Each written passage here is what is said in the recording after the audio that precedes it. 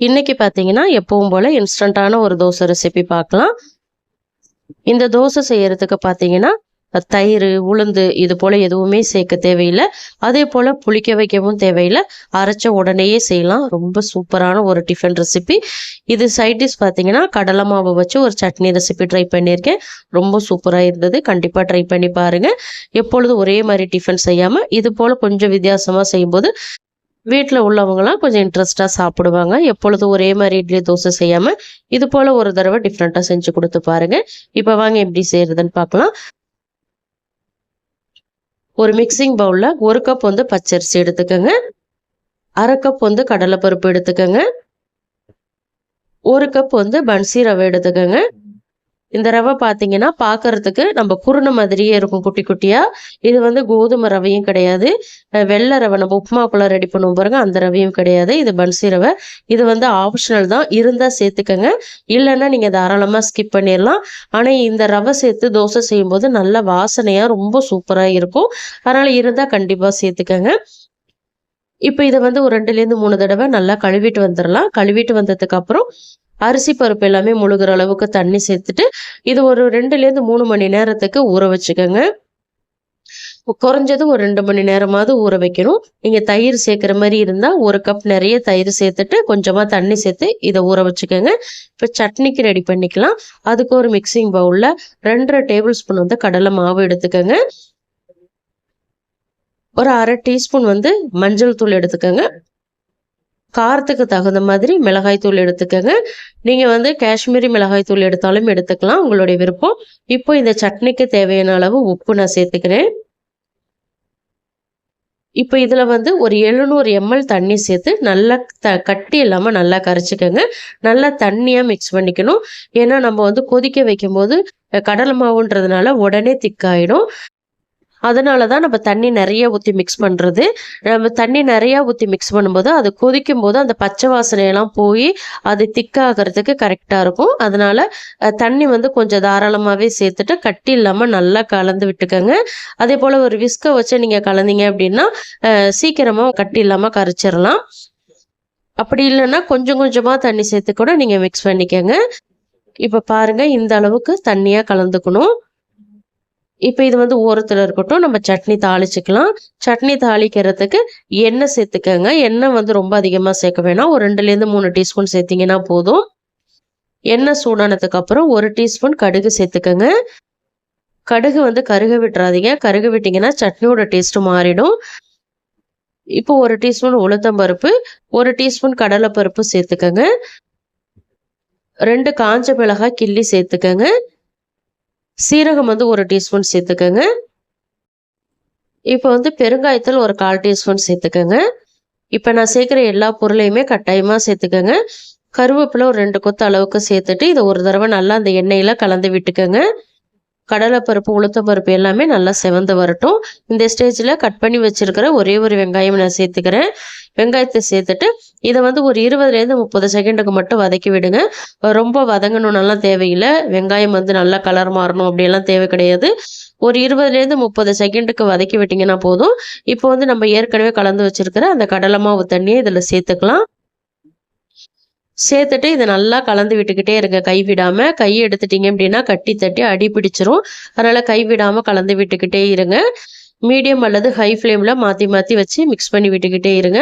இது ரெடி ஆகறதுக்கு பார்த்தீங்கன்னா, ஒரு 5லேருந்து 7 நிமிஷம் ஆகும். பொறுமையா கலந்து விட்டா தான் அந்த பச்சை வாசனைலாம் போக நமக்கு ரெடி ஆகி வரும். முன்னாடிய விட இப்போ டிஃப்ரெண்ட் தெரியுது பார்த்தீங்களா? கொஞ்சம் திக்கா இருக்கு. இது இன்னும் நல்லா கொதிச்சு வரணும். இப்ப பாருங்க நல்லா கொதிக்க ஆரம்பிச்சிருச்சு. நமக்கு அந்த பபுள் பபுளா வருது பாருங்க. நல்லா கொதிஞ்சதுக்கு அப்புறம் இந்த பபுள் பபுளா வரதெல்லாம் ஸ்டாப் ஆயிடும். அப்போ உங்களுக்கு தெரியும் இது சட்னி வந்து ரெடி ஆயிடுச்சு அப்படின்னு. இப்ப பார்த்தீங்களா, அந்த பபுள் வர்றதெல்லாம் ஸ்டாப் ஆயிடுச்சு. நல்லா கொதிக்க ஆரம்பிச்சிருச்சு. இந்த ஸ்டேஜ்ல நீங்க ஸ்டவ்வ ஆஃப் பண்ணிட்டீங்க அப்படின்னா, இது ஆறுன பிறகு இன்னும் நல்லா திக்காயிடும். கரெக்ட்டான கன்சிஸ்டன்சிக்கு உங்களுக்கு கிடைக்கும் சட்னி. அதனால இந்த ஸ்டேஜ்லயே நீங்க ஆஃப் பண்ணிக்கங்க. லெமன் இருந்தா லாஸ்ட்டா ஒரு ஃபியூ டிராப்ஸ் லெமன் பிழிஞ்சு விட்டுட்டு நீங்க ஆஃப் பண்ணிக்கங்க. லெமன் இல்லனாலும் ஒண்ணும் பிரச்சனை கிடையாது. இப்போ பொடியா நறுக்குன கொத்தமல்லி எல்லாம் நல்லா கொஞ்சம் தாராளமாவே சேர்த்துட்டு, கலந்து விட்டு இறக்குனீங்க அப்படின்னா, சூப்பரான டேஸ்ட்ல கடலை மாவு சட்னி ரெடி.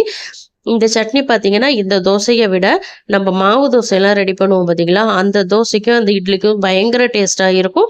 கண்டிப்பா இட்லி, தோசைக்கு ட்ரை பண்ணி பாருங்க. இந்த தோசைக்கும் நல்லா இருந்தது. ஆனா, அந்த அளவுக்கு மேட்ச் ஆகல. நான் ட்ரை பண்ணி பார்த்தேன். நீங்க நார்மலா செய்ற இட்லி, தோசைக்கு ட்ரை பண்ணி பாருங்க. இந்த தோசைக்கு தேங்காய் சட்னி, தக்காளி சட்னி வச்சு சாப்பிடுங்க. ரொம்ப சூப்பரா இருக்கும்.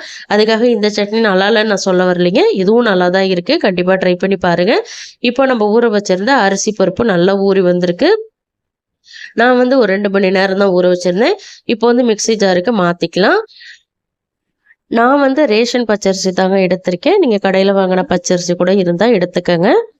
இப்போ அரிசி பருப்பெல்லாம் மிக்ஸி ஜாருக்கு மாத்துனதுக்கப்புறம், பெரிய சைஸ்ல ஒரே ஒரு உருளைக்கிழங்க கட் பண்ணி வச்சிருக்கேன். அத சேர்த்துக்கிறேன். பச்சை உருளைக்கிழங்கு தான் கொஞ்சம் ரஃப்பா கட் பண்ணி சேர்த்துக்கங்க. சின்ன பல் 4 பல் பூண்டு சேர்த்துக்கங்க. பெருசா இருந்தா 2 அல்லது 1 சேர்த்துக்கங்க போதும். மிளகாத்தூள் வந்து ஒரு 2 டீஸ்பூன் அளவுக்கு சேர்த்துக்கங்க. இப்போ இதில கொஞ்சமா தண்ணி சேர்த்துட்டு நல்லா நைஸா அரைச்சுட்டு வந்துருங்க. கொர கொரப்பா அரைக்கக்கூடாது. எந்த அளவுக்கு நைஸா அரைக்க முடியுமோ, அந்த அளவுக்கு நைஸா அரைச்சுட்டு வந்து பவுலுக்கு மாத்திக்கங்க. இப்போ வந்து தண்ணி சேர்த்துக்கலாம். இந்த மாவு பார்த்தீங்கன்னா, எப்பொழுதும் போல தோசைக்கெல்லாம் அரைப்போம் பாருங்க, மிக்ஸ் பண்ணுவோம் பாருங்க, அது போல இல்லாம நல்லா தண்ணியா கலந்துக்கணும். அப்பதான் தோசை வந்து நமக்கு கரெக்ட்டா வரும். ஆப்ப மாவுக்குலாம் ரெடி பண்ணுவோம் பாருங்க, அது போல நல்லா தண்ணியா கரைச்சுக்கங்க. இந்த அளவுக்கு தண்ணியா கரைச்சுக்கணும். இப்போ இந்த மாவுக்கு தேவையான அளவு உப்பு சேர்த்துக்கலாம். நீங்க சுகர் சேர்க்கறதா இருந்தா சேர்த்துக்கங்க. சுகர் சேர்த்தீங்க அப்படின்னா நல்லா கோல்டன் கலர்ல உங்களுக்கு வரும். நான் சேர்க்கல. இப்போ குக்கிங் சோடா வந்து ஒரு 1/4 டீஸ்பூன் சேர்த்துக்கலாம். இதுக்கு வந்து குக்கிங் சோடா கட்டாயமா சேர்க்கணும். ஏன்னா உடனே நம்ம செய்யறதுனால குக்கிங் சோடா கட்டாயமா சேர்க்கணும். இப்போ ஒரு தடவை கலந்து விட்டுக்கலாம். கலந்து விட்டுட்டு புளிக்க வைக்கலாம் தேவையில்ல. இப்போ ஊற வைக்கவும் தேவையில்ல. அப்படியே டைரெக்ட்டா நம்ம தோசைக்கல்ல ஊத்தி எடுத்துக்கலாம். இப்போ தோசைக்கல்ல இங்க ஹீட் பண்ணி வச்சிருக்கேன். இதில வந்து மாவு சேர்த்துட்டு மெலிசா வேணும்னாலும் ஊத்திக்கலாம். அல்லது திக்கா வேணும்னாலும் நீங்க ஊத்திக்கலாம். எப்படி செஞ்சாலும் இந்த தோசை சூப்பரா வரும். நான் வந்து மீடியமா ஊத்திக்கிறேன். நல்ல கிறிஸ்பியா சூப்பரா வருங்க. கிறிஸ்பியாவும் நீங்க வேணும்னா எடுத்துக்கலாம். அப்படி இல்லைன்னா சாஃப்ட்டா வேணும்னாலும் எடுத்துக்கலாம். நல்ல உருளைக்கிழங்கு வாசத்தோட, அந்த பன்சி ரவை வாசத்தோட சாப்பிடும்போது டேஸ்ட் ரொம்ப சூப்பரா இருக்கும். கட்டாயமா ட்ரை பண்ணி பாருங்க. இதில இப்போ எண்ணெய் சேர்த்துக்கலாம். எண்ணெய், பட்டர், கீ எது வேணாலும் சேர்த்துக்கங்க. எண்ணெய் சேர்த்துட்டு மிதமான தீயில இத வந்து குக் பண்ணிக்கங்க. இப்ப நல்லா கலர் மாறி வரட்டும். இப்ப பார்த்தீங்கன்னா, தோசை ஓரளவுக்கு நல்லா வெந்து வந்திருக்கு. உங்களுக்கே டிஃப்ரெண்ட் தெரியும். ஓரங்கள்லலாம் நல்லா கோல்டன் கலர்ல வந்திருக்கு பாருங்க. இப்ப திருப்பி விட்டுக்கலாம். அப்படி இல்லன்னா ஒரு சைடு குக் ஆனா போதும்னு நெனச்சீங்கன்னா, ஒரு சைடு கூட நீங்க குக் பண்ணி எடுத்துக்கலாம். இப்ப இந்த சைடும் நல்லா வேகட்டும். இப்போ 2 சைடுமே தோசை நல்லா வெந்துருச்சு. சூப்பரா வந்திருக்கு பார்த்தீங்களா? இப்போ இந்த தோசைய பிளேட்டுக்கு மாத்திக்கலாம். இது போல நிறைய டிஃபன் ரெசிபீஸ் நம்ம சேனல்ல நான் அப்லோட் பண்ணியிருக்கேன். ஃப்ரீ டைம்ல போயிட்டு நம்ம சேனலை செக் பண்ணி பாருங்க. உங்களுக்கு ரொம்பவே யூஸ்ஃபுல்லா இருக்கும் எல்லா ரெசிபீஸுமே. இந்த டிஃபன் ரெசிபிய கட்டாயமா உங்க வீட்ல உள்ளவங்களுக்கு செஞ்சு கொடுங்க. செஞ்சு குடுத்துட்டு எப்படி இருந்ததுன்றத உங்க ஃபீட்பேக்க மறக்காம எனக்கு கமெண்ட்ல சொல்லுங்க.